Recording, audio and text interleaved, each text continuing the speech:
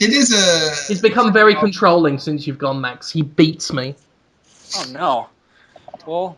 Beats me off. My erect penis. I do not. I don't masturbate anybody. I laugh like a scary witch for Halloween. That's cute.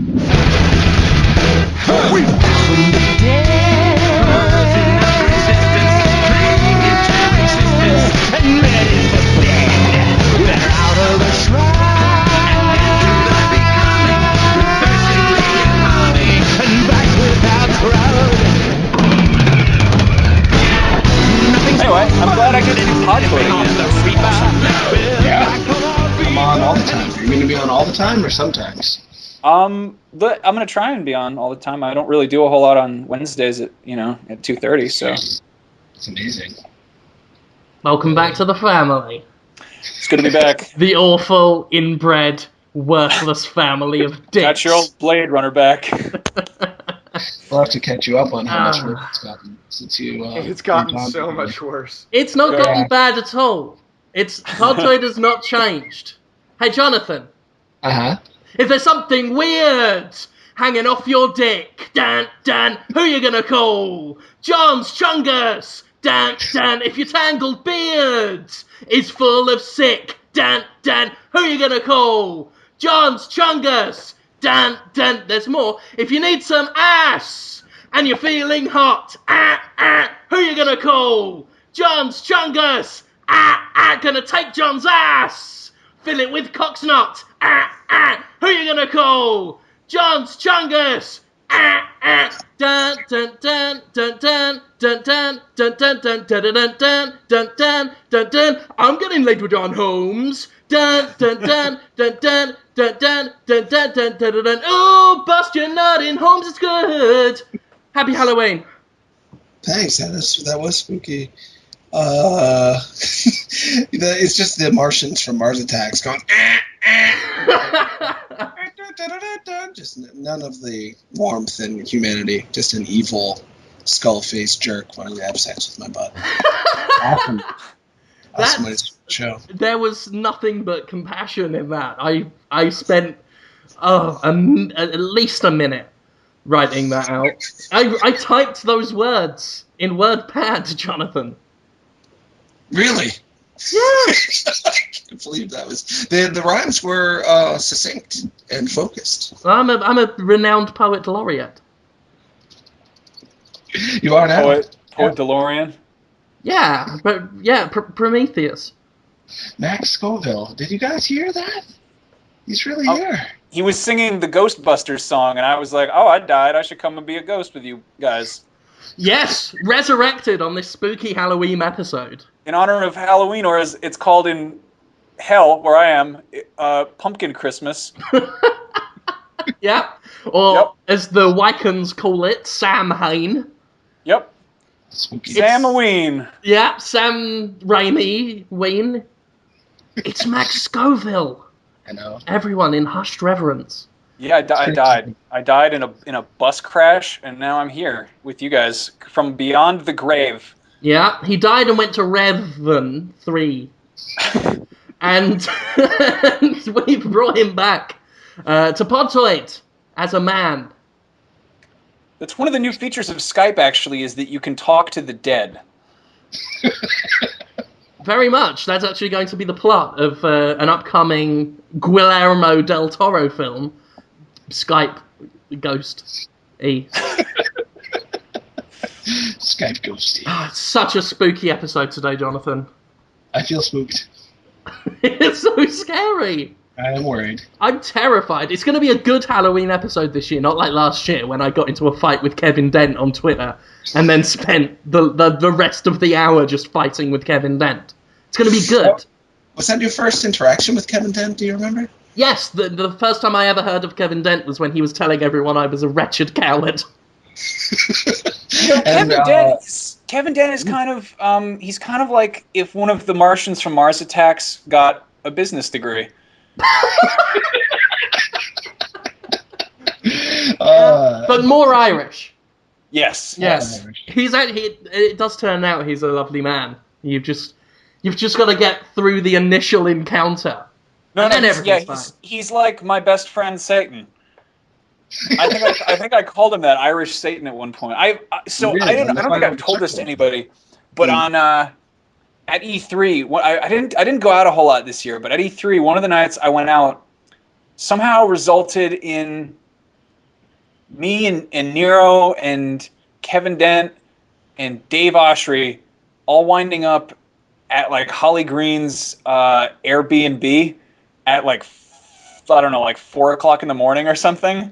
And then for whatever reason, we sort of parted ways, and I wound up just wandering around downtown LA with Kevin Dent, which was such like if like John Carpenter and David Lynch made a movie together, it would be something like that. And he's the whole time he's just like, "Hi Max, have I ever told you you're like a son to me?" And there's just like fog rolling in, and there's no one around, and I'm just like, I'm cold, and it's like wet in LA, which is really creepy, and everything smells like car exhaust. I was expecting just like that guy from Escape from New York to come somersaulting out, who looks sort of like Super Saiyan Billy Idol, and just to hop up and be like, "If you touch me, he dies. If you make a move, he dies." And then they hand over like their ransom note. I don't know. He is a post-apocalyptic feeling person. He shows up and you're like, oh, he's a haunting. Yeah. He's a haunting presence, and he has appeared yet again on this episode. We talk of him in what will now be known as Kevinween. For people who don't know, he does something in the industry. He shows up and announces his version of the truth, and he's very confident. He's kind of a Beetlejuice. Yeah, he just shows up, and then you've got a giant snake in your room. Right. It might kill you. And maybe he's funny, too, though. And he might be right about the things he says, too. But very gung-ho. Is he making a game? Is that what he's doing? I think he's been working on a game for a while. I think it's Recoil? Spelled with a K? That's right. So he's a developer, sort of. But also like a analyst and pundit. You had him on the Dtoid Show once, and people got very uncomfortable watching how he made Tara uncomfortable. I don't know if Tara was actually uncomfortable. Well, I think the most uncomfortable person there was like Tara and I were kind of like, we're like, wow, we got actual, business folks here. And we had Jesse Divnik from EDAR, which is like the Cerberus of video games. Like they track all the goings on, and they're like, this game is going to suck. We're going to tell them that, and they're going to know. And it's like they look at math. They do all this math to figure out if games are going to be cool. And then they tell it to Toys R Us, and Toys R Us decides whether or not they like a game. I don't know. Anyway, so he was there, Jesse Divnik, who's like Mr. Businessman. And then somehow Kevin Dent was there, and we're like, oh, Kevin Dent's an analyst. And he's like, oh, I'm not an analyst. We're like, what are you? And he's like, oh, I'm Kevin Dent. A pirate in this version of events. Like a pirate Satan. It's just... And then he started talking about dildos, and Jesse Divnik was like, I thought we were going to talk about next-gen hardware and our expectations for, the coming years of games and how the PlayStation Vita was going to fare. Kevin Dent's like, all right, Jesse, have I told you about your mother and her love for dildos? Basically how it went. Kevin Dent, everyone. Yep. Could have only been more like that if Venom was also there, doing a weird southern accent with his hat down over his face. Fucking Call of Duties. If you ever want to feel weird, watch the old Dtoid Show roundtable with... that was me. You were on that, right, Max? I think so. I don't remember. I blocked it out. I blocked it out of my memory. I think it was me, you, John Carnage, and Venom, all kind of talking about Call of Duty. I'm trying hard to be like real guys who talk about things, but then not. Definitely not. Memories. You do. What are you doing for Jonathan Holmes? I said that wrong. What are you doing for Halloween? I was going to say, what are you doing for Halloween? In my mind, all holidays are you. Like, you are a holiday event. And we should get the day off work so we can all celebrate Jonathan Holmes. That's not happening. Apparently, under Obama's America, or should I say Obama's Nazi Germany, that's not happening. But until then, Jonathan, what are you doing for Halloween? I just might play a couple of horror video games. No, you're not. Now, hear me out. Yeah. Oh, really? What? Max is here now. You don't need to do this anymore. I'll be funny with Max. Like I'm wet right now. I'm so wet. I want to hear this. Whoa! Oh, I've been doing squats all morning to get ready for hearing this, and yeah. We'll get you acclimatized. Like I said before we recorded, you get me climaxtized. Yeah. Oh, like from an erect penis dribbles out. Oh, yeah. Already set. You're fine, Holmes. Don't worry about Max. It'll be okay. Exactly. You sit back, relax, let it wash over you like a mountain stream with some cum in it. This isn't my first cum rodeo, you know. What's a cum rodeo? Oh. You'll learn about those. Right. You know haunted houses, Jonathan. I know about them, sure. Right, at Halloween, there's one out here. It's pretty good for out here. By out here standards, it's pretty good. Those haunted house attractions where people spend $10 and go into a big building that someone's converted, where people wear masks and go boo at you, and there are lights and noises. Sure. Right. We're doing that at your house this year, Jonathan. The Boston Fright Fest. Sorry, to give it its full name, Val Kilmer's Boston's Fright Fest. It's gonna be great. There's gonna be a picture. There's gonna be a poster. We're gonna put posters up all over Boston, right? With Val Kilmer's face on it, and we've drawn vampire fangs on him. Now, hold on a second. Hold on.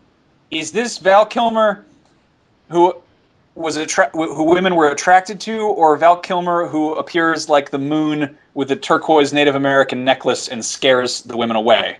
So I'm asking, is it current or old Val Kilmer? I've never heard of old Val Kilmer. The only Val Kilmer I know, which is certainly one and the same. I mean, you talk to me about attractive Val Kilmer and turquoise Indian necklace Val Kilmer. Right. They're the same thing to me. Yeah, Southwestern warlock. Yeah. The ham moon of New Age occultism in the New Mexico desert. Yeah, that's the one. The sexy one. The man who was the bat. And that's what we're going to do. The poster's going to have Val Kilmer with his turquoise necklace on. We're going to get some, correction fluid and just draw on some vampire fangs and do a speech bubble out of him that says, Blair, Blair. I want to suck your Blair, Blair, like that. And it'll say, Val Kilmer's Boston Fright Fest haunted house attraction at Jonathan Holmes' house. And underneath it'll say, the man who was the bat, this Halloween. What do you reckon of that, Jonathan? Unappealing, definitely. No offense. What do you mean unappealing? People will not want to... Val Kilmer may or may not, we've not promised, be at your house for Halloween. He doesn't look like that anymore. He is thick and sad. He's swollen. He's not fat. He's meaty. He's just meaty. That's the one we're using. Yeah. I'll grant you he doesn't have vampire fangs. We have doctored those. But apart from that, it'll be him in all his fleshy quantity. He's uncomfortably thick, and he doesn't want to leave the house. He's sad about himself and his body, and he doesn't want to be seen. He's not in movies anymore. That's not true. He is still in movies. Which movie? I just saw one the other night on Netflix. I actually watched it because I'm an idiot. Gruber? He's some drifter that comes... It's called The Traveler, I think. What? Like 2010, maybe? He is not in movies he thinks anyone will watch. Well, no, it was a terrible B horror movie.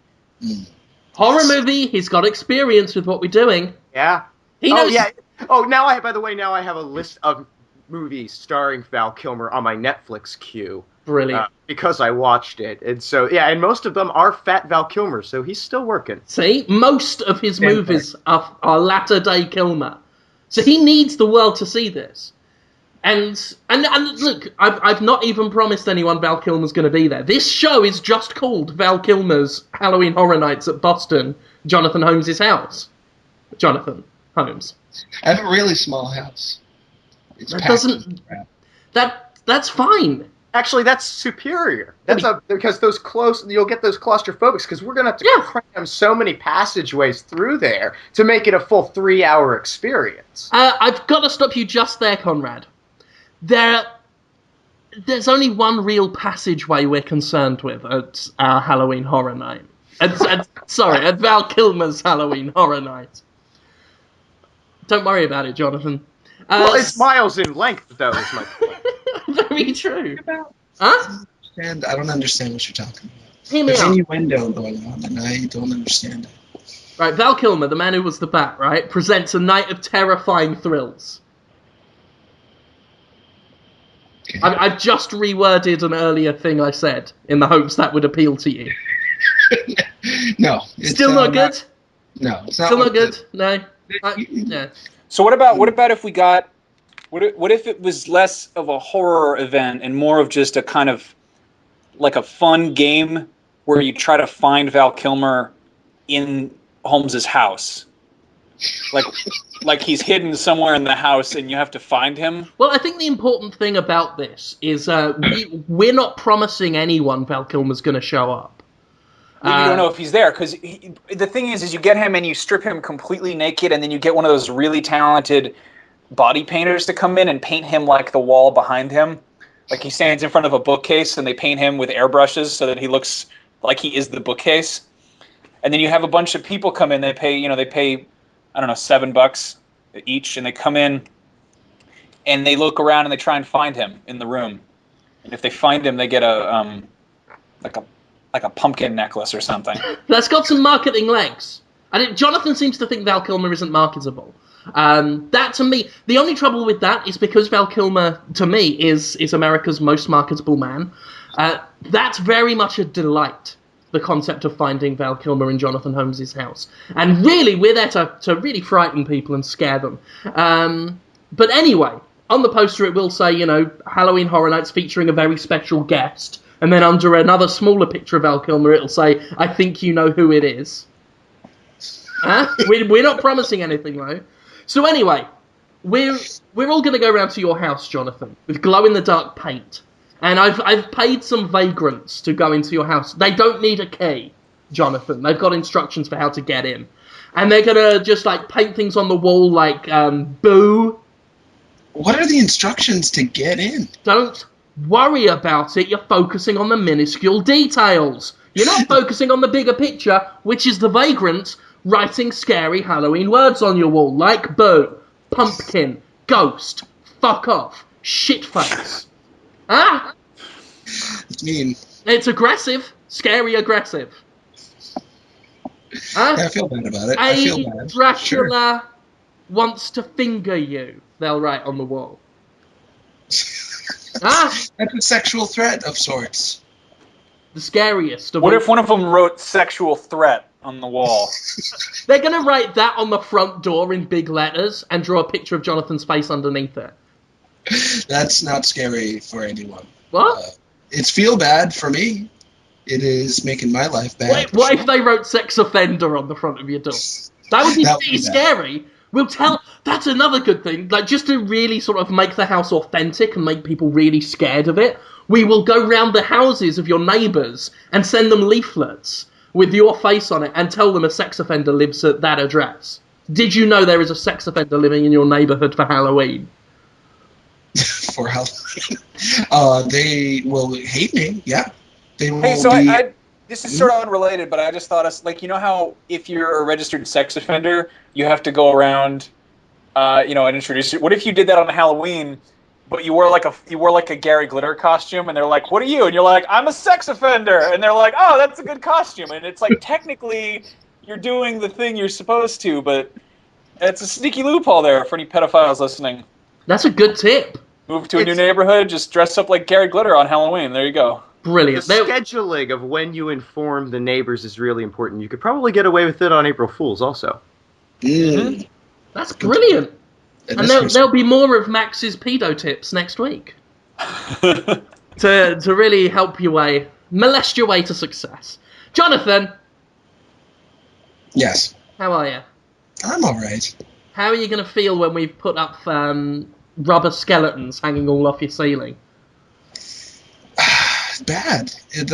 Everything about it is walking right up to that line. You What know if- that line. And we've put like plastic trash bags, black trash bags, and we've just thrown them on the floor. Why? Black, color of the night. I like a spooky time. I wanted to... You're gonna get a spooky time.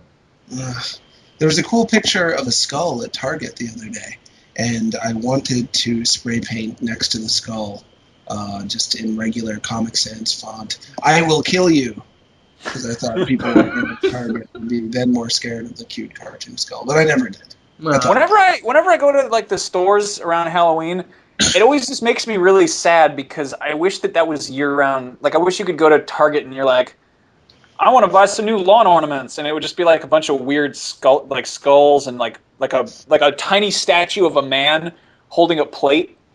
It's just like a really upsetting looking man that you just like. Why don't people just put that around year round?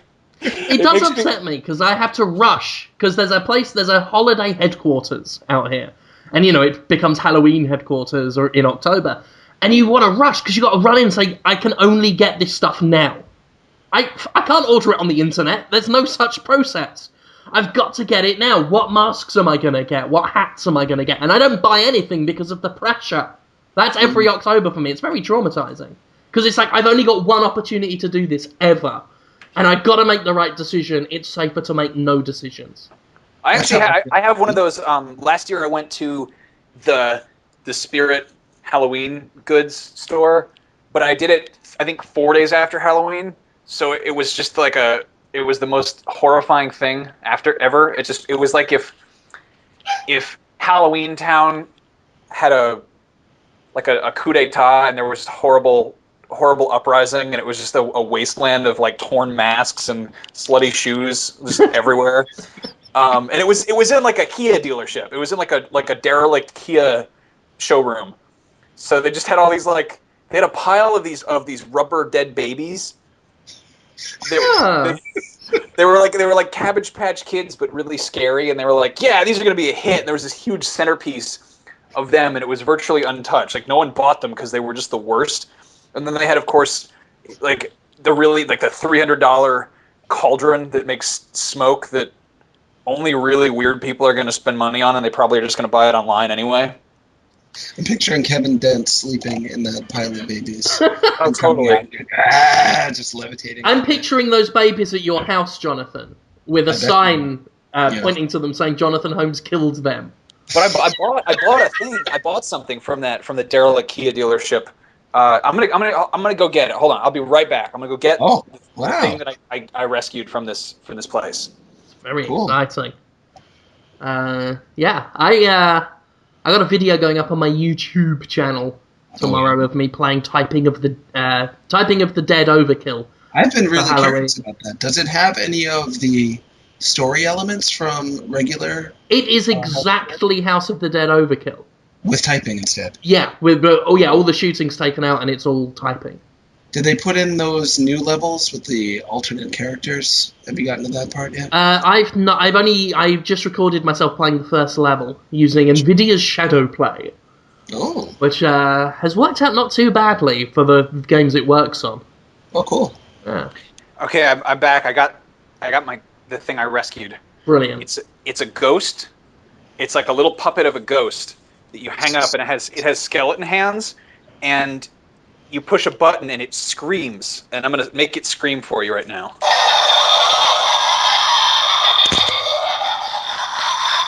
You hear that? Wow. And it keeps going. Whoa. Like it won't stop.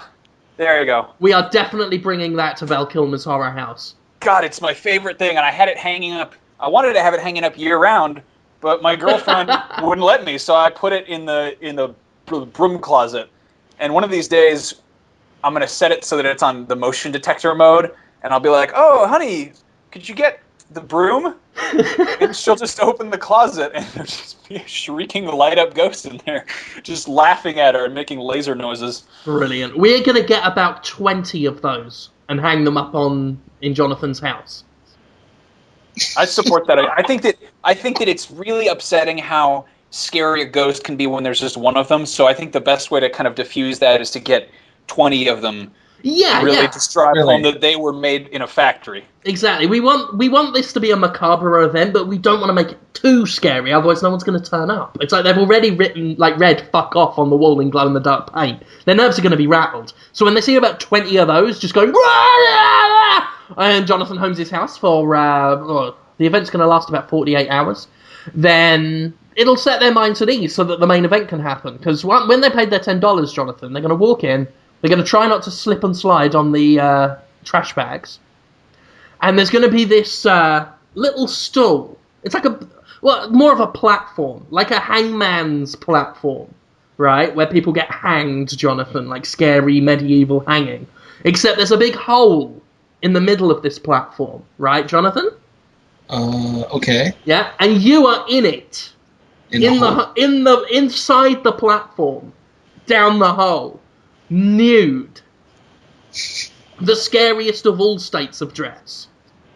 Yeah. Moaning up through the hole, going, "Whoa, I am the ghost of a real twat." Now, hold on here. I'm going to have to stop you for just one minute. I don't think that nude is the scariest state of dress. I think that just socks is the scariest. That's a fantastic addendum. We are adding that to the list. So, Jonathan, you're down there in just your socks. And just to make it really, scary, we've used a little bit of the glow-in-the-dark paint, and we've used, small brushes to draw little pictures of ghosts on the socks. How's that, huh? That part's cute. I like that socks. I might even whack a skull on the heel. Eh? Styling and profiling also is what you'll be doing. So you'll be in there going, "Oh, I'm the ghost of a child murderer. I was called Jonathan Holmes in real life. And you can see all the dead babies I killed in that bucket over there." And at that point, that's when I'm there as the host, or should I say ghost? No, the host. I will be saying, "It is the ghost of a child murderer," and probably fingered them a bit. He's in that platform. You've got to basically shit in that hole. What? Oh, I see what you're doing. It's the only way to bust the ghost, Jonathan.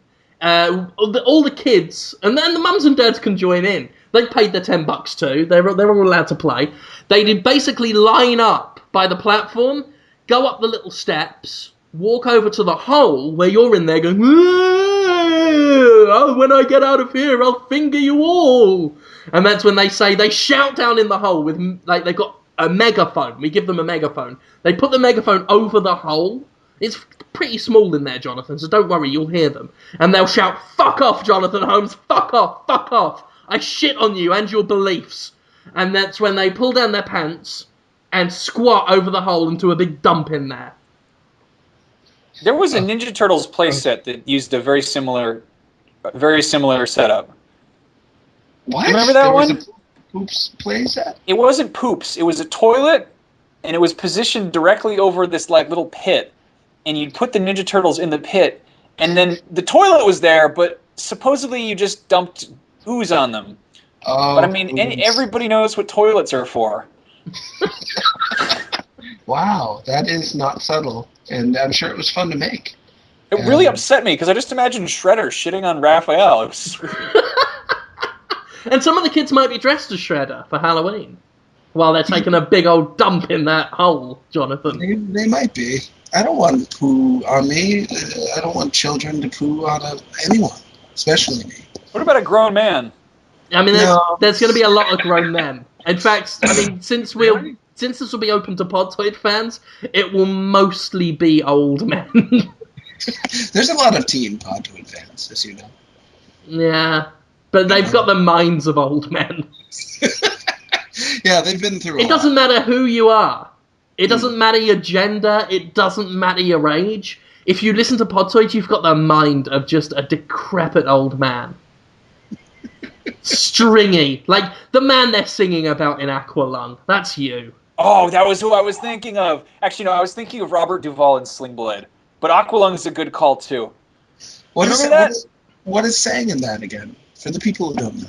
Hey, Aqualung. That's what they sing in that. Old man runny nose. He goes down to the bar and eats some fleas. They go sitting on a park bench, eyeing little girls with battered tent. That's how I heard it in the song.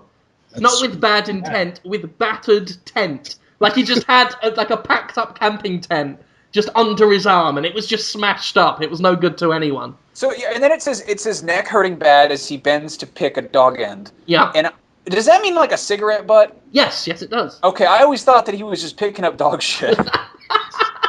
I'm like, this is the worst, just the worst pedophile. How about this? His hands have feces on all of them. Wow, that is quite an award. So, how about, Jonathan, for Halloween, you go as Aqualung? What does that mean? Just a man with fluid in his lungs? We'll give you children? We'll make you drink a load of water. You'll wear a filthy coat, right? You'll be picking up dog shit. You'll have a battered tent under your arm. And you'll just be, like, looking at girls in the park. Gross. And he's got just snot just shooting out of his nose constantly. Yeah. Just a big old snotty slippery slide. And that's bad for everybody. Us three, Max, Conrad, and myself, we'll just be behind you going, Aqualung, my friend, don't you start away on his head, you poor old son. Who said that again? Only me. Jethro Tull, man. Jethro Tull. That guy. And then they did a bunch of other songs on that album. It wasn't just one song. That would be weird.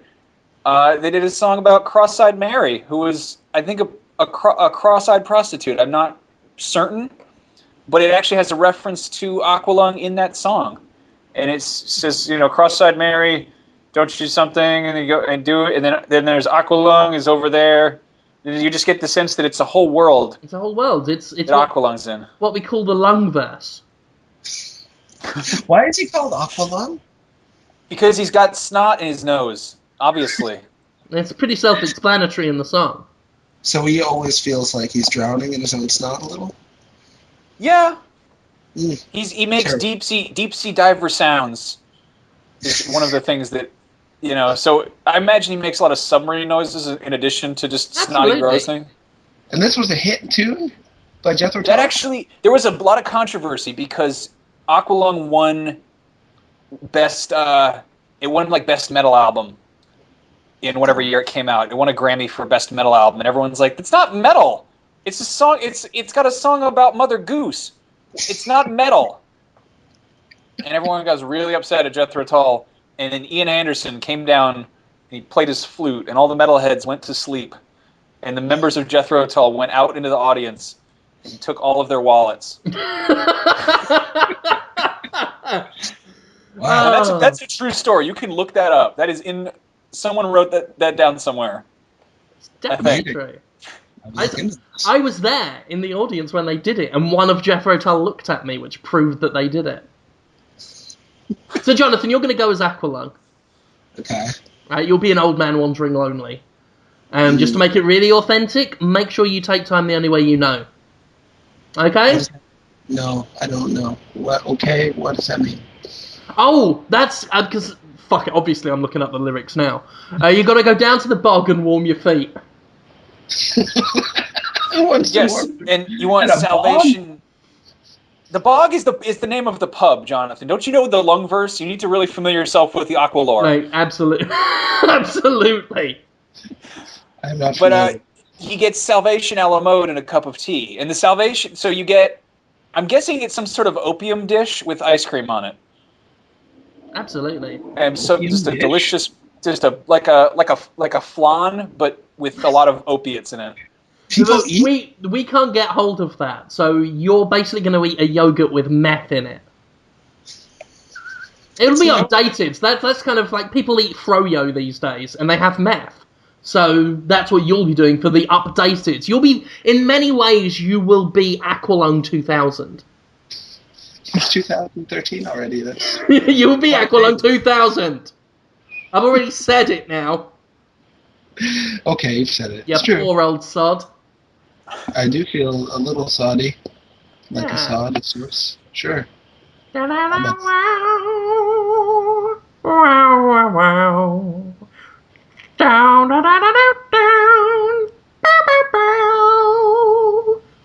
you guys familiar? Speaking of music, you sound like a jazzy tune I heard on the way home on college radio by either... Many people tell me that I sound like jazzy tunes that they've heard from the way home from work on the radio. Yes. Yeah, on college radio. And that was either by Tom Waits or Ron Perlman, or they are the same guy, maybe. I would be willing to agree with you there. I completely forgot they were different people. Yeah, they. I've never seen them together in something, and they both have like a Caucasian, yet somehow they're like men, but also not. They're beasts too. I just watched Alien Resurrection like 2 days ago. I think Tom Waits is in that. And Ron Perlman. Yeah, but they're never on screen at the same time, so you have to wonder. I'm wondering hard, and it's plus there was a lot of heavy CGI use in Alien Resurrection, so even if they were on screen, it could just be effects. Yeah, one of them could be. Ron Perlman, actually, I'm convinced is all CGI. He might be. He is a very unnatural yet hard to look away from. I think that he's CGI that's kind of superimposed on a ghost of some sort, and the only time that you see his true form is when they put the Hellboy makeup on, and that's like in Hollow Man when they paint him. And it's just like, you're like, oh, that's what Ron Perlman actually looks like, and the rest of the time it's just a kind of a crude approximation of how they imagine he is. Wow, that's amazing. Yeah, it's very much, it's a very sort of Lovecraftian thing.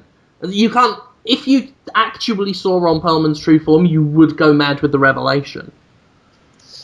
You should go to Halloween as Ron Perlman's true form, Jonathan. Which is Hellboy or something worse? Well, it would be the vague shape of Hellboy, but just mostly cock. I imagine totally, like, very, very chrome. Like a very chrome finish of Hellboy. Mm. A shining Hellboy. But don't forget the cocks. Right. They'll just be all over you, just gibbering. It's probably a kind of like the cocks are just reflected, like it's in he's in a perfectly spherical room that has just weird porn being shown on every surface, but he's made of chrome, so he's like an odd reflection, like through a chrome Hellboy cockley, as it were. How about that, Jonathan? You want to go to Halloween as Ron Perlman's Halloween cock? Sorry, chrome. No, Ron Perlman's chrome Halloween cock. It would make a cool Virtua Fighter boss. Sounds like Dural a little bit. I don't know if you're familiar with Dural. But the song was either Ron Perlman or Tom Waits just going, I did the best I could! Oh, I did the best I could! And then voiceover suddenly going, life is for idiots! It was so good. That sounds very haunting for Halloween. It was great, and that like doo-doo-doo you were doing in the background was similar to what the tuba, piano, and electric guitar were doing. Oh, interesting tune. It ended with him saying something like, "Ignorance is what's gonna fuck us." Oh, you could go to Halloween as Ignorance, the scariest of all concepts. And like that song, you will just fuck everyone. That'd be terrible. Right, you'll go like totally normal, and just as yourself, right? And when people say, "Who are you?" at a party, you will say, "To really understand what it is, I'm going to have to enter you." And they're going to have to let you have sex with them. And you just, as you slip in, you then just grab their head and scream in their face, "I'm ignorant! I'm ignorant!" Like that, while you're just boinking at them. Oh, I don't want to boink nothing. What would I even look like? And this will be at a party we've invited like all Podtoid fans to, so this will be mostly, again, old men you'll be doing this to. That terrible. You'll just bend you'll grab their ankles and bend their feet behind their head, and then just as you just right into them, just get face to face and just scream, I'm ignorant, I'm a stupid klutz. And then everyone else in the party, because you'll be doing this in the middle of the dance floor, everyone else at the party will say, He's gone as ignorance. Very astute. Concepts are hard to pull off, but he's done it. I don't think that will be the reaction. That will be calling of the police and physically restrained. Always finding fault. I'm trying to find a good Halloween costume for you this year. I'm 36 years old. I'm just going to stay home. Play video games, go to bed early. I'm going to mostly be staying home, but I've got a fucking mask. I'll be doing my normal thing I do every night, but wearing a mask. The Scarecrow mask? No, not the Scarecrow mask. That one I told you about last week. The Clive Barker's Dark Carnival, or whatever it is his mask line is called. I've got a tattooed fish man. It's a purple face with all tattoos of dice and snakes and spiders, all in funky colours. It's got 3 rows of teeth, Jonathan. That sounds really cool. It's got yellow fins for ears and a fin at the top that end in flames, because he's that hardcore. He's more metal than Aqualung. Will you take a picture of it? I've got a picture of it. On my personal Facebook. I posted it to my official Facebook, and I posted it on Twitter ages ago. I will find it. I could send it again to you. Please do. I'll make a special photo just for you, Jonathan, where I'll be wearing only the mask. Oh, you can do that if you want, but you don't have to. I'll be proud in it in the photo.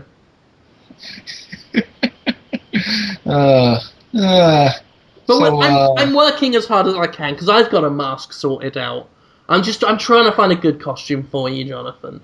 You don't have to. We can talk about video games if you. I had a costume that I wanted to do. I wanted to do a couple's costume with my girlfriend, and I said we should be Goku and Sailor Moon. And she was like, she was. I was like, yeah, it's like the kind of weeaboo version of like Wonder Woman and Superman or whatever. And she's like, that doesn't make any sense. I'm like, why not? She's like, they don't hang out. They're from different series. And I'm like, people will figure it out. They're like the 2 most recognizable anime characters in the world. And she's like, I don't have blonde hair. And I'm like, they make wigs, and who cares? And she's like, what if I was Sailor Mercury? And I'm like, it's just. Fuck off. And I was like, fine. How about, what if you went as Fred Durst and I also went as Fred Durst? And she was like, that's a pretty good idea. And I was like, that was a test. That was not a good idea. You thought that Goku and Sailor Moon was dumb, but 2 Fred Durst is a better costume? People who it might be dumb. It might be dumb for you and Jen, Max. But it wouldn't be dumb for Jonathan Holmes to go as 2 Fred Dursts. How would I be 2 Dursts? You just wear 2 red Yankees caps, and you wear 2 puffy furry jackets, and you wear a pair of red Dickies over a pair of red Dickies. And I don't know how you'd wear 2 pairs of Adidas Superstars at the same time. See? That's sorted out. Alternatively, you could just dress normal, just as normal Fred Durst in those clothes, but just one.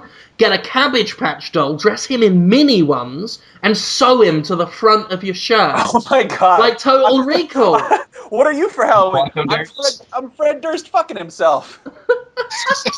You could be Total Recall Fred Durst for Halloween. Huh? I love Total Recall. I didn't see the recall. The remake was Quato in that? I should watch the remake. I did see it, and I can't remember if Kawatu's in it. I gotta watch it myself. I'm sure the actors who were in it don't remember whether they were in it or not. I didn't even hate it. That's the thing. I remember finishing watching it and being like, yeah, all right. Speaking of things that are not that good, Jim, you reviewed Batman Arkham whatever. I'm not talking. People freaked out. Is that the most comments on a review ever yet? There are 1,738 comments and 19 likes. I'm going to add one right now. 20 likes now, as it deserves. I'm so talked out with Arkham Origins. I'm done. I said my piece in the review. I'm not entertaining more of it. Were you surprised to see it get that much of a... I was. I didn't think... I sure was. The Beyond Two Souls review was a walk in the fucking park. That was the one I was dreading. This, it was all, oh, well, I've written this review, Arkham Origins, you know, I'm saying fairly obvious stuff. This won't be a problem, I'll just shit that out at 8 in the morning, and then look forward to the Halloween Jimquisition, which will go up and will be the talk of the day. And my Jimquisition was not the talk of the day.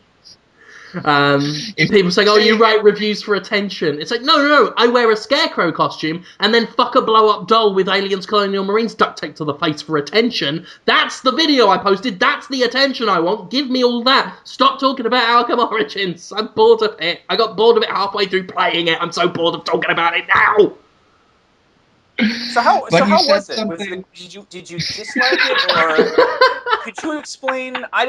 What did you feel it could have used? Was it upsetting that it didn't have any, like, a ghost friend, like in Beyond Two Souls? That's what it needed. It needed David Cage to write it. Oh dear. And then the other people who, I have questions about your Modern Warfare 3 review now. What? Really? It was 2 years ago. I've forgotten what I wrote. You know, it'd be a really bad Batman game. Would be a game of The Dark Knight Rises where you play as all the people who aren't Batman, and all you do is have conversations about where Batman went. That would be the David Cage one, definitely. Yeah, it pretty much would. You'd be like, you can have all these different conversations about Batman, and they have completely different outcomes, assuming you only play the game once. Yeah, press X to where is Batman. Batman! Batman! If you say anything bad about anything that Batman is in, though, like if you gave that game a bad review, people would be, whoa, you did it. There's something about Batman that makes people feel a need to love and protect him like a child. Well, his parents got shot. And True. if you look at any Batman game or film or TV show, you'd think he was the only man in the world who'd ever had his parents shot. Get the fuck over it. Yeah, it was grow otherwise. Up. Take the fucking cape off and grow up. You're a millionaire. He has it pretty good. Yeah, he's pretty well off. And Alfred treated him well. Has better motivations at this point. Wasn't he like a dentist's son who was upset or something? He was pissed off because his parents didn't die. He was bored. Oh, really? It was Bruce Wayne's fault that his parents lived because he tried to kill them to get all their money quicker. God, is that Hush's motivation? Story. I love that. I love that motivation, though. It's like the most petty and pathetic motivation. That works for me as a villain. And then he just dresses like a mummy and shoots people? Yeah. I liked Hush because as a comic, it felt like a medley, like when a band does like a live concert, and they do a medley, like Rick James plays like 4 of his songs in like one crazy like 11-minute coked out rampage, and you're like, whoa, he's playing this. Oh, he's playing a different song now. It was like that, but with Batman villains. Yeah, I know it gets a bad rap, Hush, but I enjoyed it. Plus, Scarecrow goes mental on a motorbike. It's junk food. It's a fun comic. It's silly fun. That's Jeff Loeb wrote that, right? I think it was him. He always does that. He's just like, then Thor shows up, then Captain America's sleeping, and then they woke him up, and okay, we're done with him now. Where's Batman? And just huge stupid crossovers, and just showing people eating breakfast and then cutting away from them. Just to give you that feeling that everyone showed up. Jonathan, you should go to Halloween as Captain America's breakfast. I don't know what that means. I assume he would eat sugary cereals because he could. He could. He would. Yeah, his metabolisms would make it better. I never thought about that. That's really a good point, though. Bulk up on carbs, no problem. What if he just? You know, if he just ate as many poisons as he could because he was bored. Like he was angry that he didn't. He wasn't happy in America or something. Or if it was like Ultimate Captain America and he's like, I don't like what's going on here. I feel like a tool for the government. So he just secretly tries to kill himself, but he's just by doing he tries to be unhealthy. Like he'll just eat like a whole, like a giant bag of like macadamia nuts, but then he just winds up getting the shits real bad. If Captain America eats like blue raspberry ice cream, will his poo come out green or not? It'll come out red, white, and blue. Oh, that's a good point. Hey, Jonathan, you should go to Halloween as Captain America's red, white, and blue shit. What would that look like? Captain America. Yay! That was a spooky Halloween pun. Yeah. Happy Halloween! I wanted to tell people. People don't even know. Does everyone who listen to Podtoid even know who Max is? And you were talking about Jen, because we all know her. But people don't know Jen dressed as, was it Miss or Ms. Destructoid one time? Yeah, she's been at a bunch of conventions doing that. Sure, and she's your longtime girlfriend. She's a cool person. And you are a guy that was a Destructoid for a while. Yeah, I was the host of the Dtoid Show. And now I'm kind of, I'm a free agent. I'm doing some fun things. I'm getting to come back to Podtoid. I was on Podtoid before it turned into a audio dumpster of sex harassment. To be fair, it was heading that way before you left. Yeah. And then once you left, it kind of just jumped off the cliff. It did. Yeah. A lot of people left when Max left. Fuck off. A lot of people's favorite bits ever were Max and Jim moments, like the Lust Gurney still gets quoted. God, I love that. A lot of people did leave, but we clawed back a new breed of wrong individual. But a lot of old listeners are excited. They remember Max. My Twitter feed's been abuzz with excitement for the return of Max. I've had a crazy amount of people like just messaging me on all sorts of different means. You know, I had like somebody sent me a message on Friendster. I'm like, I don't have a Friendster. I don't know how they got that. I got a bunch of people on Tumblr like, hey, you gonna go on Podtoid? And they like ask me that like a question, like I should answer it publicly, and I'm just like, I don't know, maybe. Who knows? Yeah, but the second you announced your leave from Rev 3, I just had a bunch of people. Does this mean Max is coming to Podtoid? You're going to have Max on Podtoid. Yeah. Well, I don't have anything else going on. Here we are. You got another podcast. You've been doing that for years, too. That's one of the things I'm primarily focusing on in lieu of having a real actual job. That's the Comedy Button, which is... we have a lot of overlap between listeners. I think we kind of attracted similar group because these are both podcasts that say they're about gaming but aren't at all. Yeah, subversive. Yep. We are like Judas Priest breaking the law. Yep. Ram it down straight through my leather ass pants. That does sound like Judas Priest lyrics. Any chance you'll do Let's Plays, Max? You seem destined. I've thought about it. Yeah, I'm right now. You would not believe what I'm doing. I'm drawing a ham in Photoshop. I figured out you can render 3D in Photoshop, so I rendered this sort of ham shape, and I've spent literally the last half an hour just painting on it, trying to make it look realistic. And I think when it's done, I'm just going to email this picture of a ham to I'm going to send it to Bethesda, and I'm going to send it to Telltale Games, and I'm going to have them enter a bidding war over my ham rendering skills. It's a really realistic picture of a ham. I would like you to not even include any text in the email, just an attachment of the ham and just the subject line to be "Last Ham Standing." I want it to say sent from, instead of saying like sent from my iPhone, it'll say sent from my Photoshop, and Photoshop can send email? They'll be like, man, he must be really good at Photoshop if he knows how to send hams from in it. I do. You know Bethesda and Telltale people, so they won't be like, oh, this pranker is pranking us with ham. They'll be like, Max. I think they'll be like, wow, he's really actually completely lost his mind. They're like, wow, that's why he doesn't work at Rev 3. Okay. So what you got to do is send it to people that you don't know there. You know, just totally random people, and make sure that the people you do know are the only people on the servers who don't get the email. Well, that will keep him from getting in less trouble, but it'll seem like a prank. Max isn't a pranking type. I always liked I like Pete Hines, Bethesda's head of marketing, because it's almost like he actively tries to not use his Twitter for gaming news at all. Like, he talks about hockey and soccer and football and just everything sports, and then periodically he'll be like, oh, hey, here's a screenshot of Thief, or whatever. He's a good laugh. Whatever. Yeah, he plays along. I like publisher people who play along. Yep. He's the kind of guy who you could send a ham rendering to, and he might not get it, but he would not be upset at getting a ham rendering.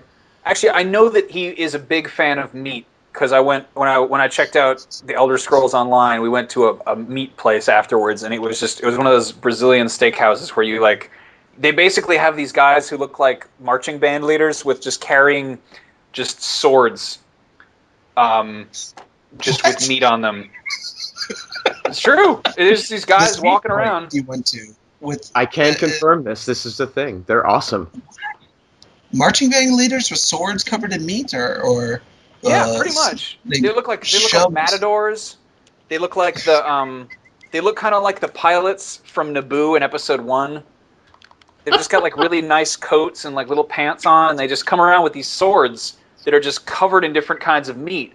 And you'll be like, what kind of meat is that? And they'll be like, it's a ham rod or a ham ball or something. And you'll be like, I'll have 5, and they'll just keep putting it on your plate until you tell them to go away. It's really amazing. Is that expensive, or was that all? Oh yeah, I don't know. I don't know. I didn't see the check. I just saw they were like, I'm like, what is this? What are we doing now? And they're like, just sit here and they'll bring you meat. I'm like, all right. But I don't know about you guys, but I think Elder Scrolls Online looks amazing. Almost as amazing as this ham, which perhaps they'll put into the game as DLC. Lovely stuff. Yeah, I like messing around with companies now and then. No one from Sony officially responded to my Titanfall PS4 box art rendering. But when did that happen? Tell the people about that. I made a Photoshop last night. It got pretty big on the internet because Titanfall was announced as an Xbox One exclusive forever. So I whacked Jack Tretton's face on a Lego mech and put that on doctored PS4 box art and called it Titanfall. And the tagline was, shit on my balls, you fucking ape. That's probably why no one from Sony laughed along with it. But that was fun. Privately laughed along. There was Tretton's big grinning face, and then you could just imagine him saying, shit on my balls, you fucking ape. So that was good. The Killzone people did retweet me when I told them that I was going to get a copy of Killzone Shadowfall and silently scream at it while clutching my head and quivering. So I like companies like that. Pete Hines is one of those guys who will humour you enough in public, which is good. Sony's getting more fun too. Sony is fucking Shuhei Yoshida is a gem of a man. He actually he responded to me quite concerned the other day when I tweeted at Stephen Tahide, the director of Killzone Shadowfall, and told him he should change the name of the game to Killzone Fuck Puffs. And Fuck Puffs or Paths? Fuck Puffs. I was doing it all day that day. Like, I was just tweeting at different companies, trying to sell them on the concept of Fuck Puffs. Like, I tried to sell Coca-Cola on the idea of a new mascot called the High Fructose Fuck Puff, which was a big bee-like creature. And I tried to get Hasbro to invest in Fuck Puffs as a sort of toy line. And I told Stephen to call Killzone, as I say, Killzone Fuck Puffs. And later that day I get a tweet from Yoshida that's like, what's the problem? Like, genuinely thought I was upset at Killzone. I then had to reply to him with, I am just being silly. Did you play the Killzone already? Huh?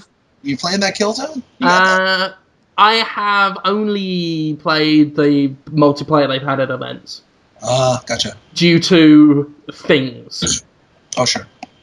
Due to, well, I mean, it's the stuff Adam Sessler's already ranted about in a video. Just Sony's being very weird with review units, so it's the status of that's up in the air because they're being odd.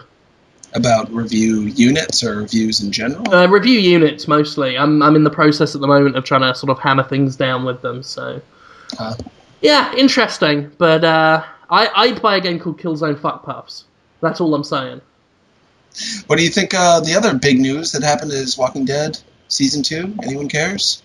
Clementine, a little older? Well, there's not a lot I can say about it because we've only seen, tertiary details, but I will play the fuck out of it, Jonathan Holmes.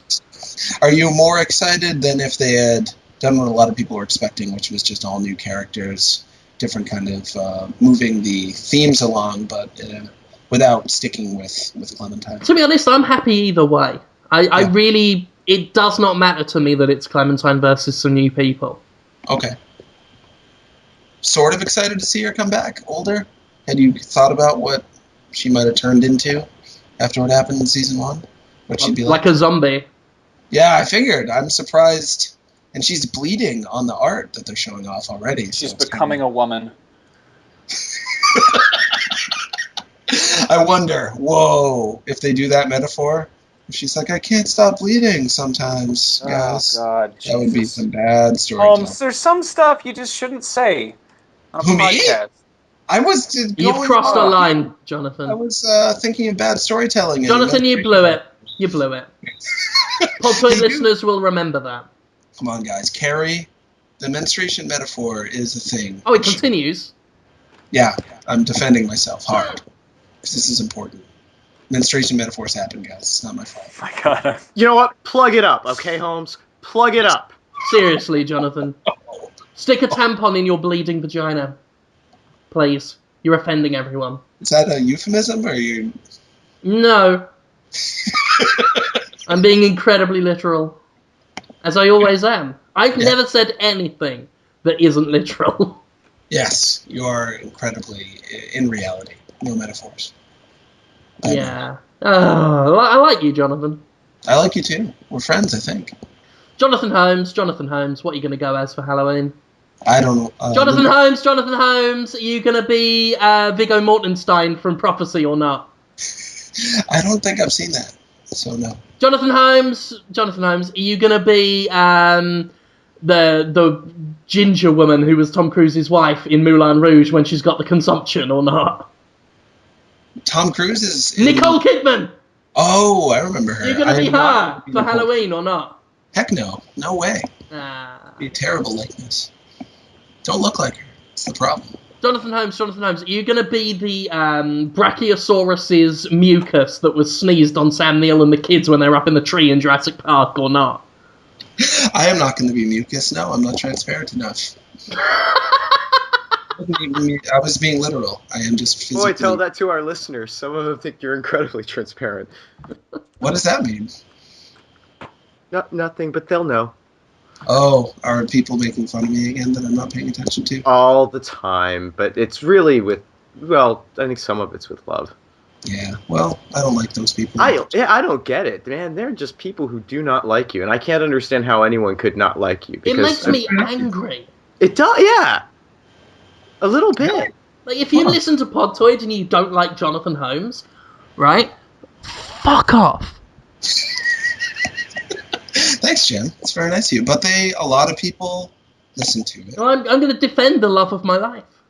I appreciate it. But they identify with you being mean to me in their minds. And then like to carry that on and talk about how I am. Well, they totally get it wrong, because I only do the things I do to you because I am in romantic love with you. Yeah, I'm shocked. I can't recall a time Jim has ever been mean to you. Well, there's been some times when he's come off a little bit hard. But when I record with you, Jonathan, I always come off a little bit hard. In my hand. Semen from the end of my dripping dick. The new... And might I also add, ha! That'd be great like if that Phyllis Diller hopped onto the podcast for just a second. I would love if that was the new laugh track for Big Bang Theory. Just after one of their... I went inside of an arcade and played some video games. Ha! I'd like to see a bunch of I'd like to see a laugh or a chanting track.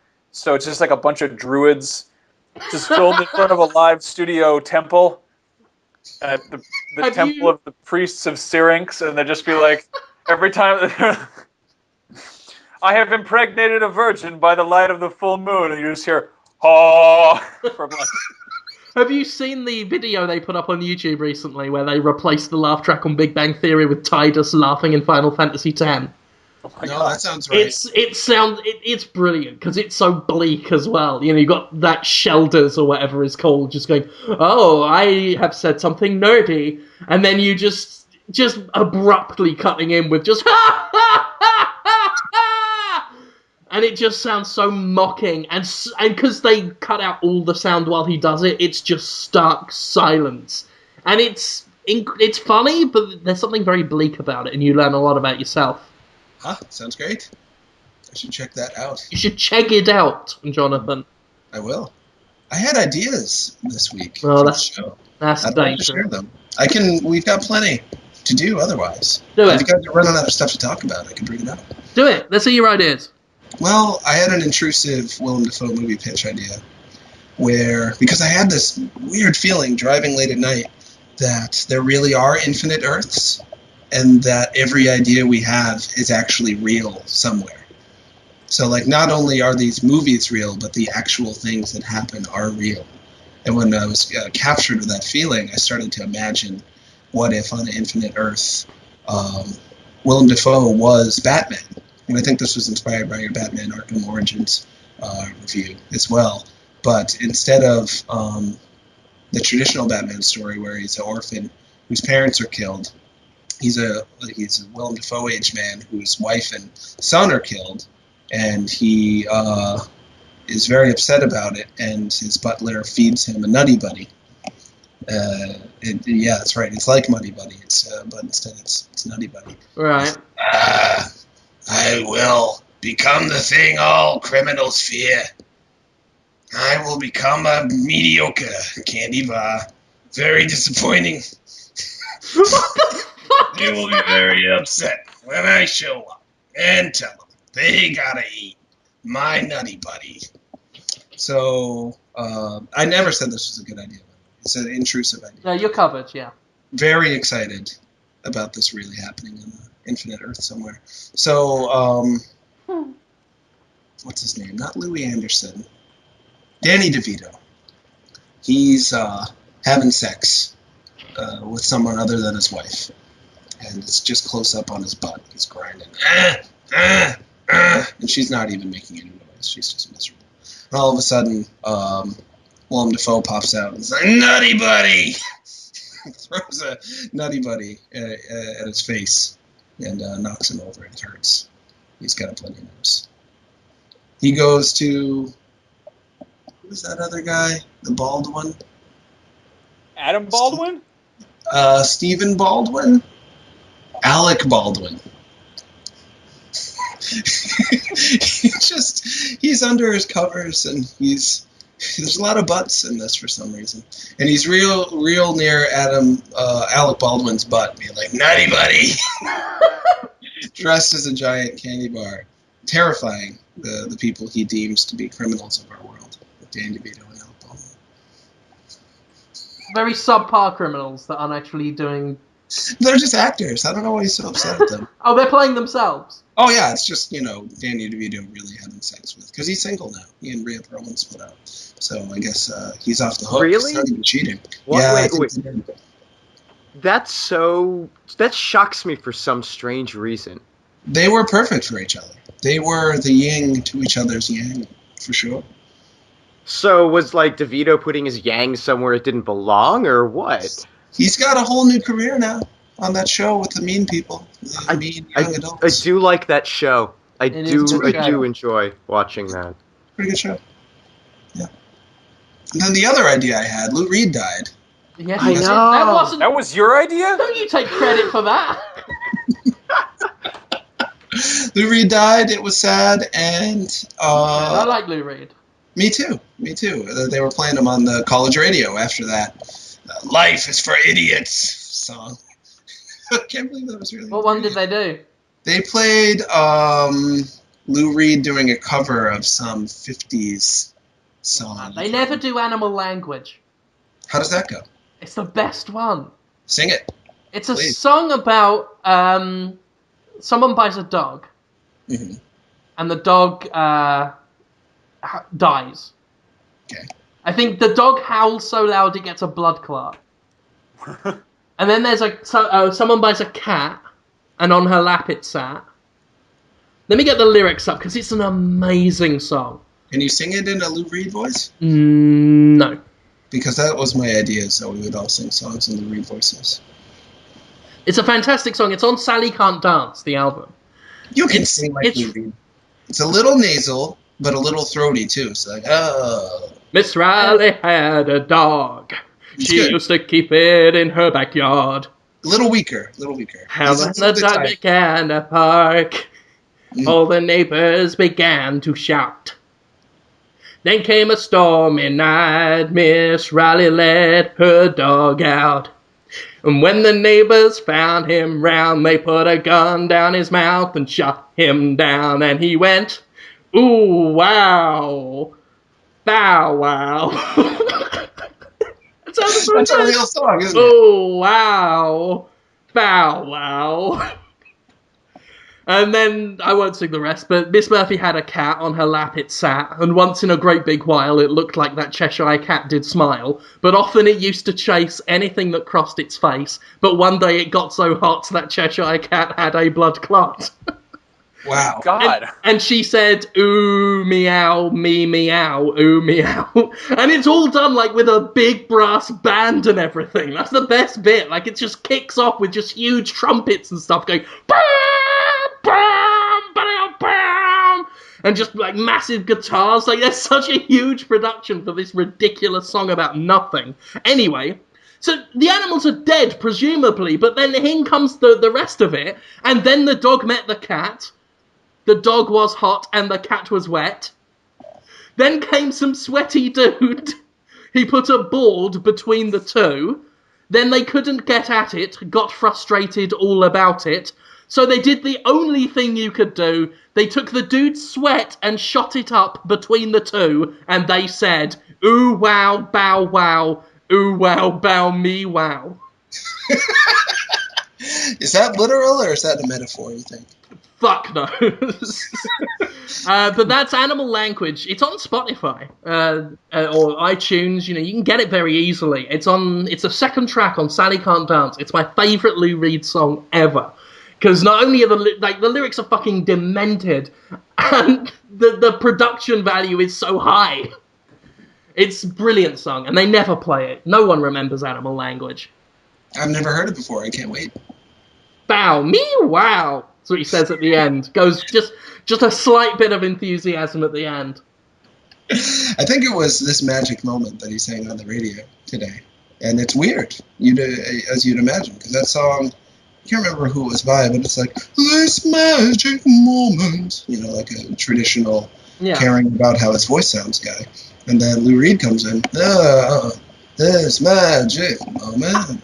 Like, you're kind of not sure. It's like, is it a moment? Is it magic? And you probably know this about him, the only song he ever had that charted was Wild Side. Wild Side. Long after the Wild Side. I knew that. I listened to the radio as well. Yeah. And it's the only one that charted. He is known by people.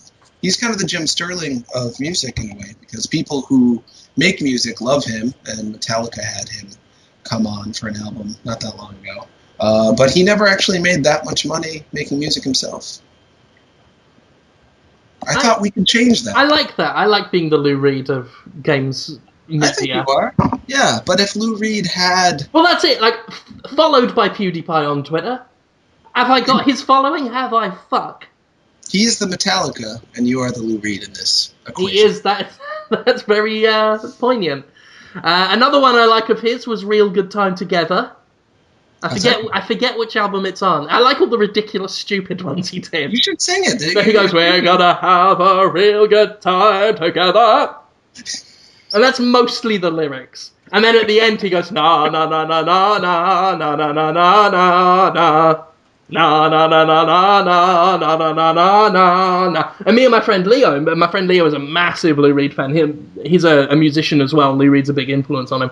And we used to just imagine Lou Reed like in a music video dancing around with all these bananas just falling down on him while he's going na na na na na na.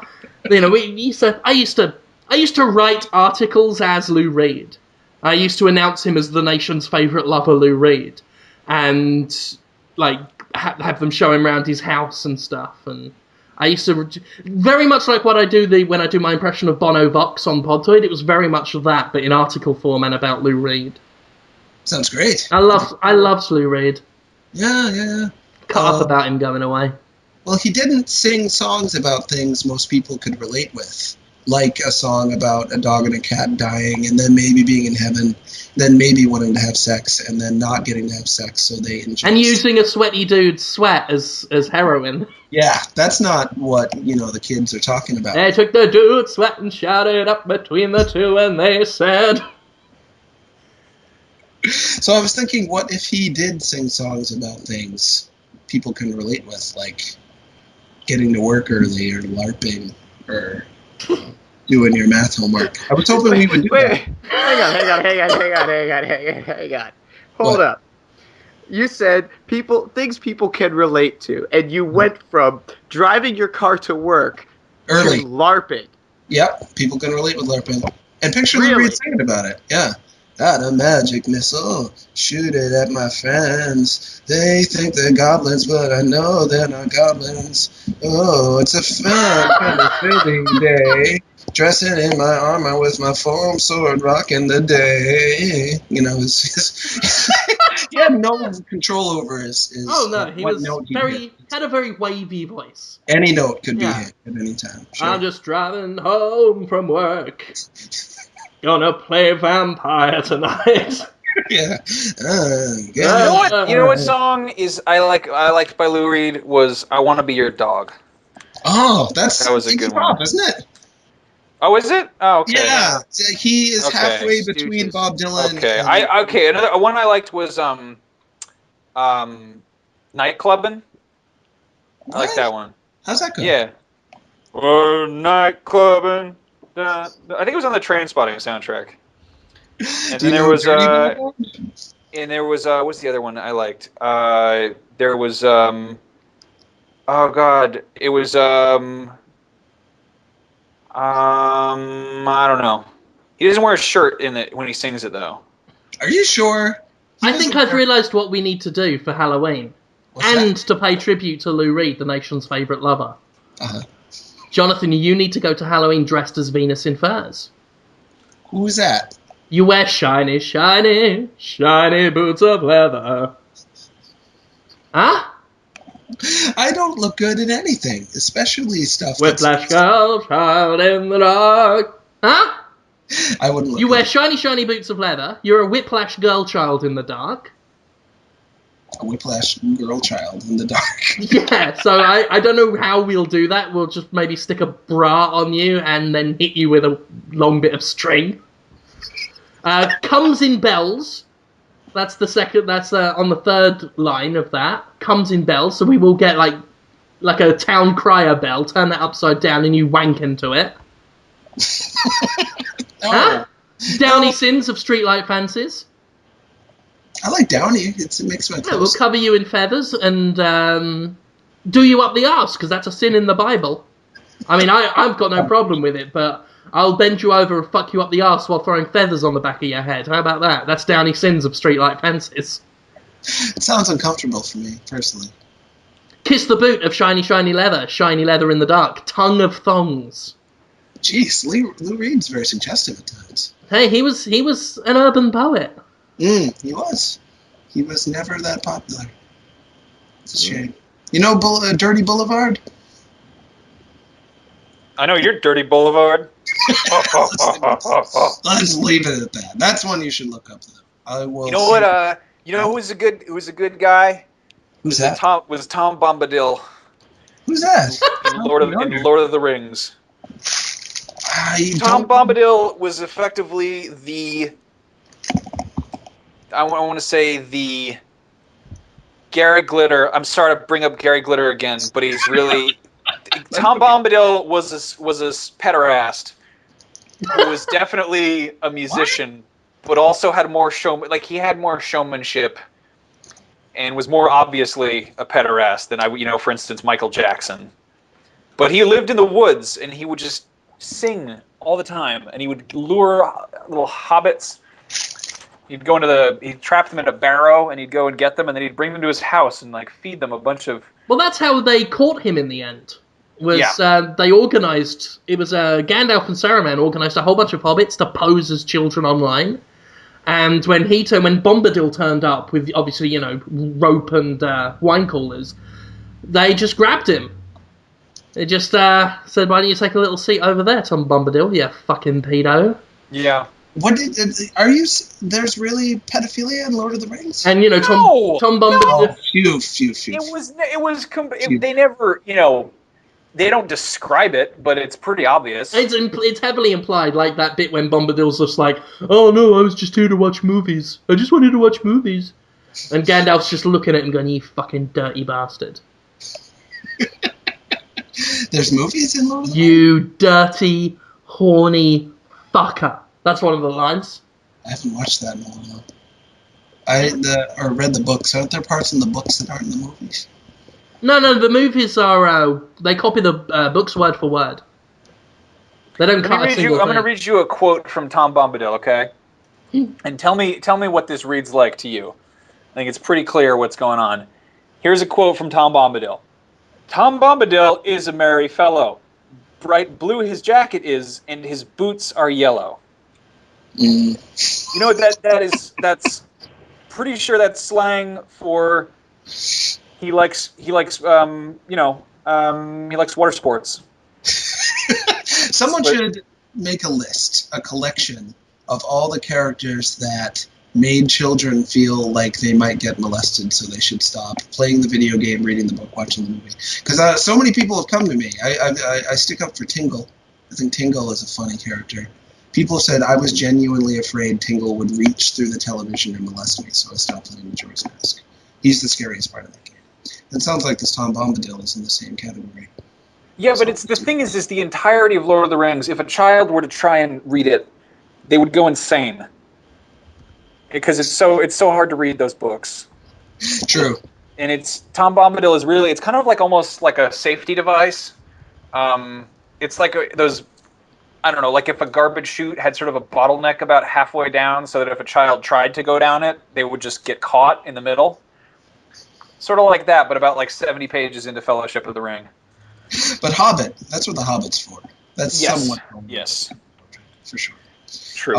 Question sure came in. The Slobbit. What? I don't know. That fucking Killer Mime, regular Podtoid listener, bloody trying to ruin and scupper this Podtoid recording. Sending messages to Kevin Dent on Twitter saying, "I hear Jim Sterling called you a fucking idiot. You should start an argument from now until roughly 7 p.m. Eastern." And then Kevin saying, "Oh no, we love each other, it's great." And he's saying, "No, he called you names and said, this Halloween Podtoid special, we will fucking settle this in the Octagon." Wow. I had to tell him off for trying to ruin Podtoid. He would enjoy it. It was not fun for you, but it was pretty interesting to hear. People hated it. Like, really? Did they? The feedback to that Podtoid was a lot of disappointment, especially because people were excited for a fun Halloween special. Which they got this year. I think so. We talked about costumes, Batman, Lou Reed, you being pooed on as a ghost. What more do you want? I still think, wouldn't he look funny dressed as a giant candy bar? Just showing up, being close to a guy's face, going, "Natty buddy!" Absolutely. I don't know why. What's your favourite horror film? Who, me? Yeah. Probably John Carpenter's The Thing. That's a good one. Hey, Max, what's your favourite horror film? Jack, with Robin Williams. That is terrifying. The terrors of progeria, and letting Bill Cosby in your treehouse to drink your homemade barf. And just being so young and gonna die of old age soon together. Yeah, that movie made me upset. It made me upset in the same way that in Rescuers Down Under when the man throws the knife at the child. I forgot about that part. It's been a long time since I've seen The Rescuers. I think I saw it I saw it in a movie theater, I think. It's one of my favorites. It's really good. It's really, really unsettling. Like it is very violent and very dark. It is. Disney was headed in that direction. That's the kind of in the Black Cauldron, Secret of Nim, which I don't think was Disney, but was Don Bluth. So he's in that camp. There's a lot of Watership Down was the one that always got me as a kid. Nightmarish. I could talk about that and also Plague Dogs Forever. Don't get me started. So many questions we have. Conrad, what's your favorite horror film? Phantasm. Nice. Don Coscarelli. You can't really tell what's real, what's not. I love that movie. I should watch it again. It's been a while. He's never let me down, even when his craftsmanship or budget is a little bit shoddy. His sincerity and excitement about his subject matter always comes through in his movies. Did you watch John Dies at the End yet? Oh, sure I did. Oh, so good. I like it a lot. I like Bubba Hotep a lot, too. Me too. I like just about everything he's done. Yeah. That I've seen anyway. So the question. Okay, these questions, make sure they are spooky questions. Okay, Hilda Keep them on theme. Hilda Tilde, who is Imposter Oak, she's changed her Twitter avatar, asks, what is the worst thing to put on pizza? That is spooky, because that can be bad to eat. I would say feces or some other food that's not pizza. Like if you got a pizza and you put, I mean, I guess that could be cool, but if it just would kind of makes it not pizza anymore. Like if it was a whole other food, like a sandwich. Like if you got a pizza and you covered it in soup. That's a Kobe pizza, I think. There is a pizza from Snatcher that Anthony Birch and Ashley Davis made once. And in Kobe pizza, you dunk pizza in soup. Yeah, but it's not pizza anymore. It is like It's just kind of destroys the common sense of the pizza. True. And in California, they come close to that. They'll be like, "We put a chicken salad on your pizza," and it's like, you're getting a little bit weird there. Indeed, yeah. It's hard for me to top that or add to it. You said it pretty much all. I guess. Hey, toppings, top that. Oh, fuck! If people. I was going to suggest powdered anthrax. Whoa, for death. Not the best pizza topping. What if on top of a pizza you just had a man's hand holding a gun directly at your face? That would be bad. Like it would be like in those pornos when I guess that's kind of the worst thing to put under a pizza would be a penis. Oh, okay. Wait a minute. No, as you lift the slice to your mouth and you look at it more closely, you realize that it's just a miniature Val Kilmer covered. There's no such thing as a miniature Val Kilmer. I mean, he's still proportionally the same, and he probably still weighs the same, just in a denser package. Whoa. Is it like his face made out of cheese looking at you with that smile? Well, he sits up in the cheese, you know. Just no. Gotcha. What about what if you lifted up a slice of pizza and then you look down and underneath the pizza there's just a large eye looking up at you, like somebody was spying on you from under the pizza. I'm imagining like that scene in Aliens when Newt is in the water and the alien rises up out of the water. Just Val Kilmer rising out of the cheese. Just going, "Ooh!" And he kind of is cheese, a little, right? He's wet. A lot. He's a lot. He's the cheesiest man in Hollywood. No, he's an all-meat Marvel, guys. Come on. 48 more questions. He's the kebab king. Adam Tyranny. Very Adam Tyranny. Yeah. Asks, what for? Who the best game character games as art player experience than Troy Baker? Emotional narrative for cinematic rogue morality. Why does he hate me and everyone? He wants to hurt us every week. Is a fuckface. I gotta know, how closely to the 140 character limit did he get with that? I think he packed it. Troy Baker? Over or under? Because it should come out totally even if he was really trying. I will have to look into this if you're interested. Not right now, though. I gotta keep going with the questions. Chris Dale, who is a Cheese King, says, why can't talk about Walk in Wind Waker, Holmes? Also, hey Max, I started the comedy button and fucking love it. So great. Good. The other thing wasn't really a question, but yeah. So fuck that guy. Let's see. So many questions. Now I have to scroll through all 50. Make them Halloween-y. They're not. No one's asking any Halloween questions. What the fuck is wrong with them? Nicholas Chester, our ex-editor-in-chief, now at Harmonix, great guy, asks, Max, why did you have to die for CTZ to become CEO of Destructoid? Oh, that's right. Hamza CTZ Aziz is the CEO of Destructoid as of today.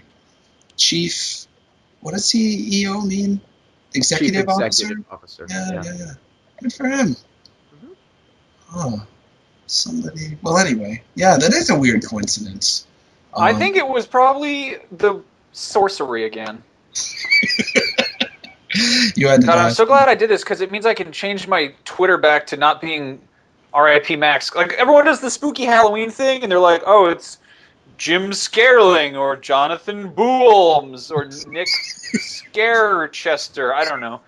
I leave mine exactly the same because that's even more frightening. Well, I mean, I took mine and I made it just say RIP Max Scoville, and then I took my avatar and I shrunk it down and put it in a funeral wreath. You know, like you'd see like a child's face on at the site of a car accident.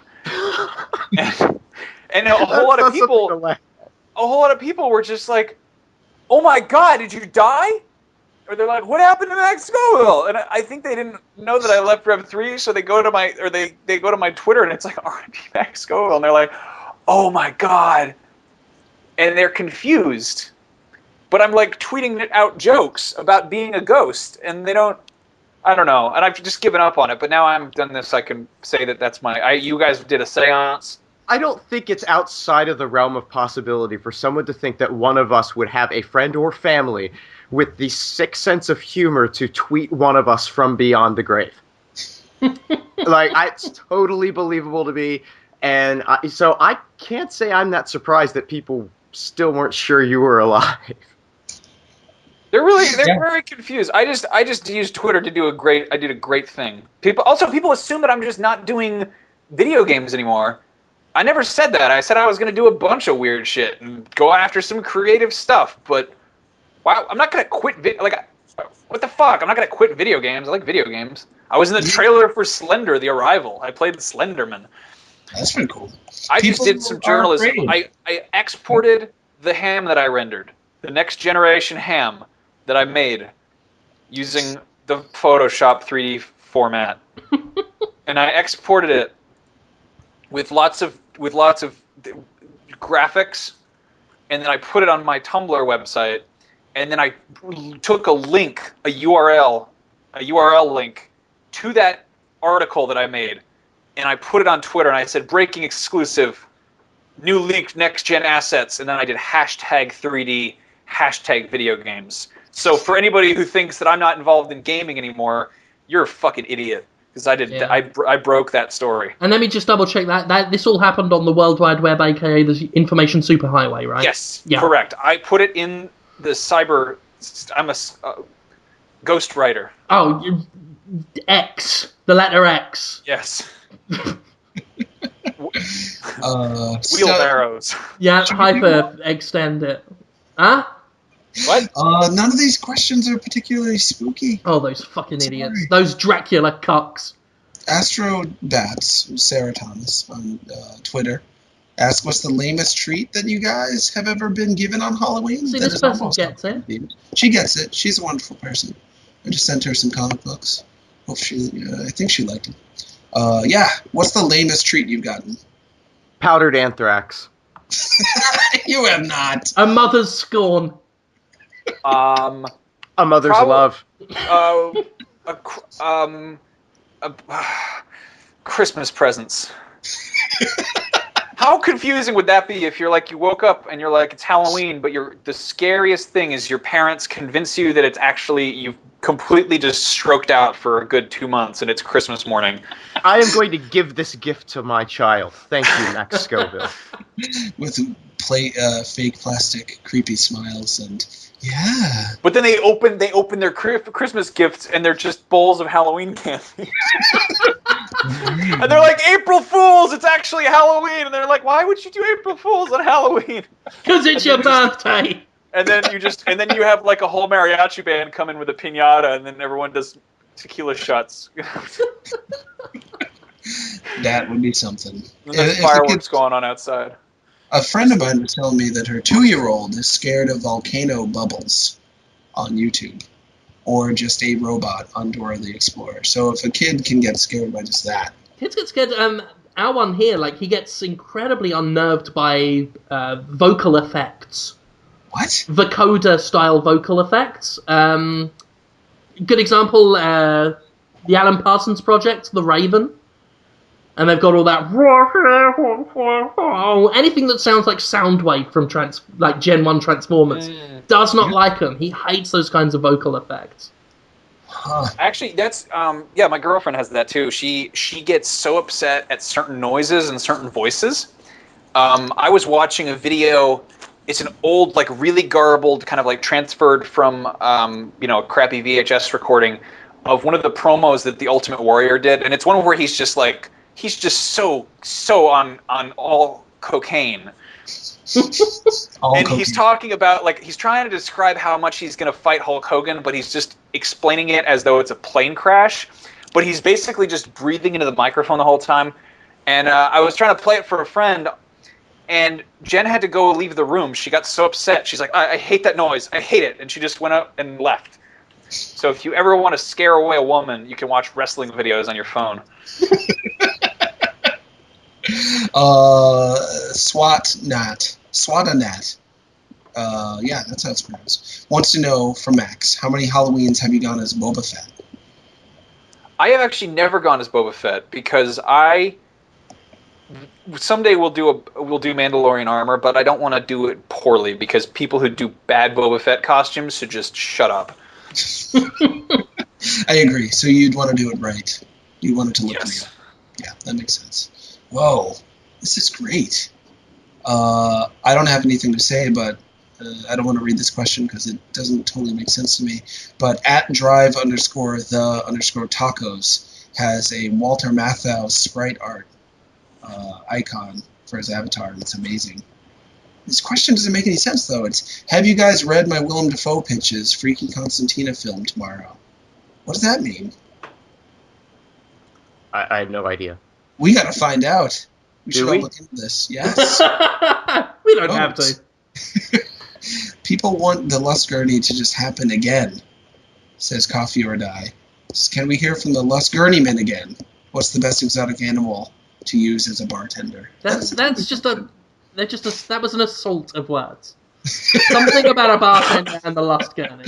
What's the best exotic animal to have as a bartender? Which is a good question. I would say an emu.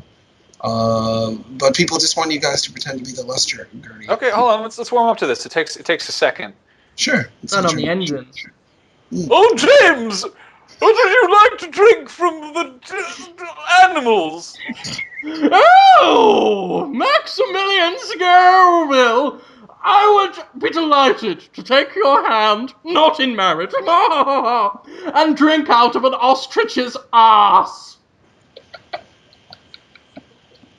I have a punch bowl that is made from the top of a rhinoceros's skull, and the entire animal has been hollowed out and filled with bullfrogs that have wine inside them. Oh, I'm going to get a baby seal and put its head in a vice and slowly crack the handle and drink all the juices as they fall out of its eye sockets. While wanking, obviously. An entire jellyfish made of rum. How would you jelly the rum into a fish form? Horse Stick it to death. I don't know. That was great. That felt good. That gave me a jaw ache of laughing. Good times, guys. Well, I think we should wrap it up. We're almost 2 hours. Wrap this shit up. Yeah. Dribbling incompetent shit. Now, at the end of the show, we talk about the thing we're working on that people can check out within the next week or so. Max, do you have any things happening, Max? Or are they secret? Holy boy. I don't know what that noise was. It was very much. It was very close to the mask from Crash Bandicoot. Yeah. What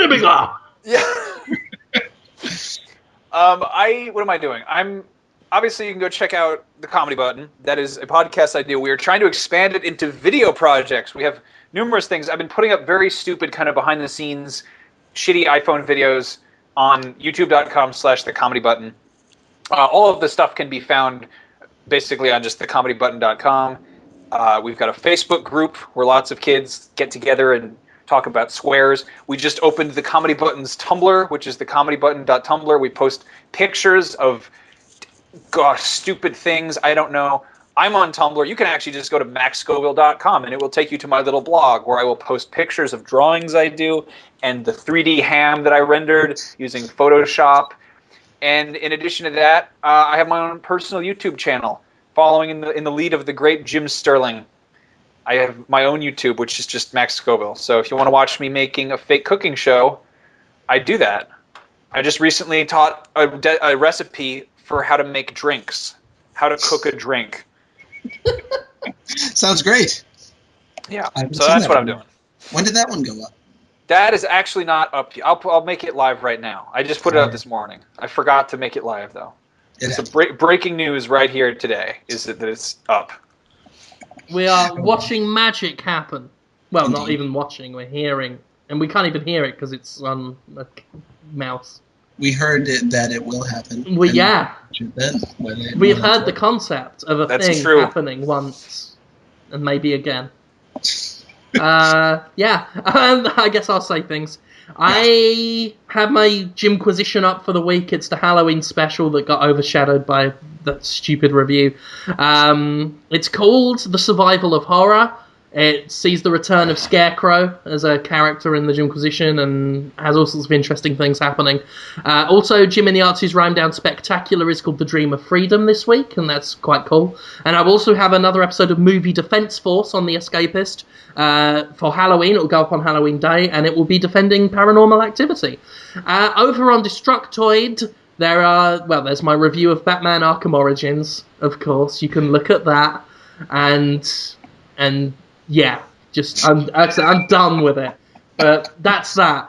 And of course, yeah, there's as Max said, I've got a YouTube channel. It's just Jim Sterling. YouTube/Jim Sterling. I do videos. I've been doing them in my spare time, just one up a day when I wake up in the morning. We are, as of last night, we passed 15,000 subscribers, which is cool.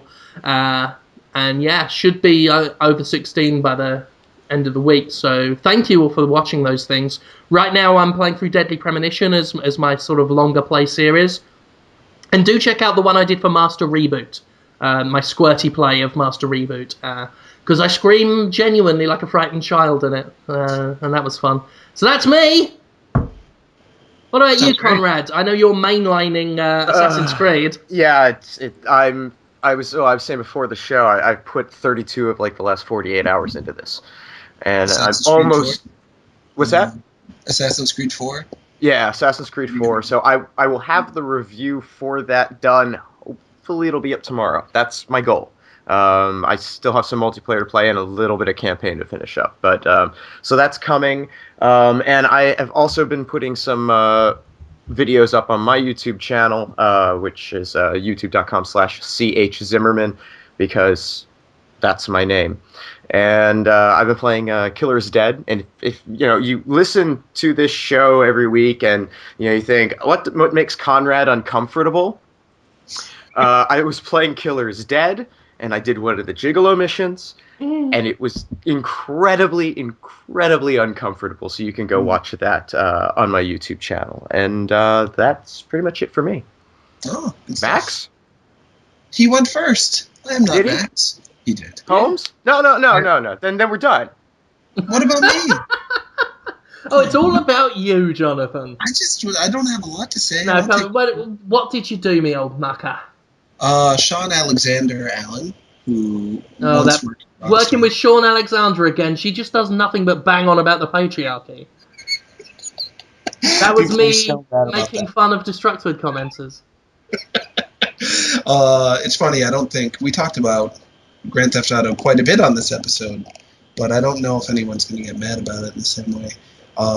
He worked for Rockstar from 2007 to 2012 and talked about the company and talked about his really interesting job, which was to help create and make the trailers for pretty much all of Rockstar's games from 2007 to 2012. Like 4 guys would get together.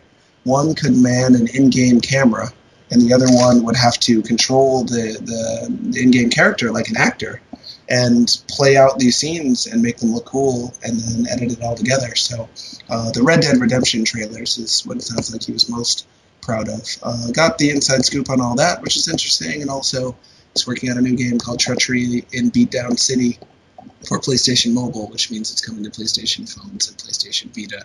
A turn-based RPG beat-em-up that sounded a little bit like if Earthbound was in New York in modern times, and the terrorists are ninjas wearing turbans, and a lot of stuff going on there. It sounded pretty interesting. So that was a good show. The rerun of that should be up sometime if it's not already. As soon as I'm done playing Assassin's Creed.